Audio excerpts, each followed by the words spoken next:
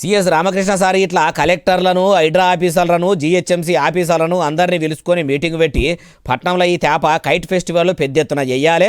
చేయి సర్కారు పేరు పట్నంలోనే కాదు ఊరూరికి చేరేటట్టు సౌలతులు చక్కదనంగా చేయాలి. మరి పనులు సురువు చేసిరా ఏడాకొచ్చినాయి పతంగులు పెద్ద పెద్దవి పట్టుకొచ్చిరా ఈ తేప జిహెచ్ఎంసీల పతంగులు హైడ్రా పతంగులు అనుకుంటా పేర్లు కూడా పెట్టి పెద్ద ఎత్తున ఎగిరేయాలని ఆఫీసర్లతోనే అనుకొచ్చిండట. అటు ఆఫీసర్లు కూడా పనులు బిరబిర చేపిస్తున్నాం సారా అని చెప్పిర్రు కావచ్చు. జనవరి 13 తారీఖు నుంచి జనవరి 15 తారీఖు దాకా పెద్ద ఎత్తున అంతర్జాతీయ పతంగి పండుగను హైదరాబాద్ పట్టణంలో ఉన్న పరేడ్ గ్రౌండ్ మైదానంలో చాలా పెద్దగా చేద్దాము, ఎవ్వలకు కూడా తక్లీఫులని లేకుండా చూడాలని చెప్పుకొచ్చిండట. అయ్యా సిఎస్ రామకృష్ణ సారు, మీరు ఇట్లా పతంగుల పండుగను పెద్దగానే చేస్తుండ్రు కానీ చేయవలసిందే కూడా.